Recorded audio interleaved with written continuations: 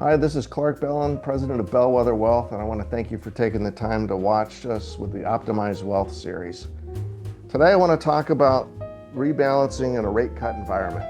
We've had the Federal Reserve meet and lower some interest rates and even forecast lowering interest rates further. What does that mean for your portfolio? Well, when rates start to shift, that impacts different parts of your portfolio differently. It'll impact large cap blue chip stocks differently than it impacts small cap startup companies, which will react different to how bonds and fixed income makes changes and it gets valued when you see interest rates cut. The first asset class that's usually impacted the most are bonds.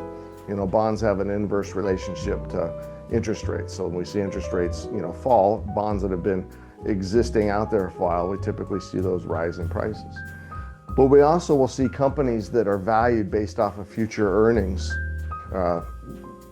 really go up in value because a lot of their day-to-day operations are financed by debt and interest rates. So as we see interest rates go down, their cash flow and future cash flows are going to be projected to go up, which then will cause the stock price to go up.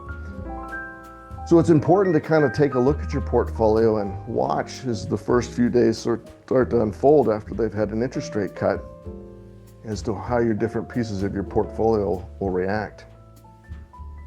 So when we see a change in interest rates, especially when they go down, what asset class is affected first? It's usually fixed income. We'll see fixed income because there's an inverse relationship between interest rates going down and the prices of bonds. So we'll sometimes see bonds appreciate as we've seen the interest rates go down. Another asset class that can be impacted positively when we see interest rates go down is some of your small company stocks or even some of your tech stocks, because those are usually valued by Wall Street based off of future cash flows. And if their businesses are run primarily off of debt and financing, we will see when they have lower interest rates, they have lower overhead to service that debt. We'll see more free cash flow, which then translates into higher stock prices. Again, it's just one of the kind of barometers and metrics that we sort of want to watch when we see a change of interest rates. As we see interest rates starting to go down, one of the things we want to tell our clients to start to focus on is the duration of their fixed income portfolio.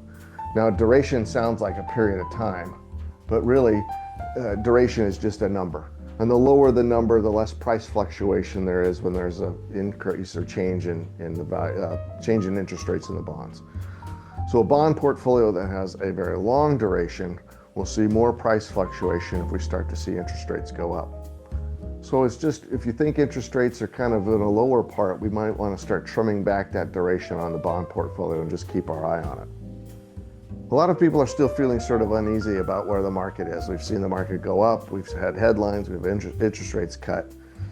And again, the best thing that people can do is stop focusing on the headlines and focus on the data. If they use data to make their investment decisions, they will remove their emotions from the process.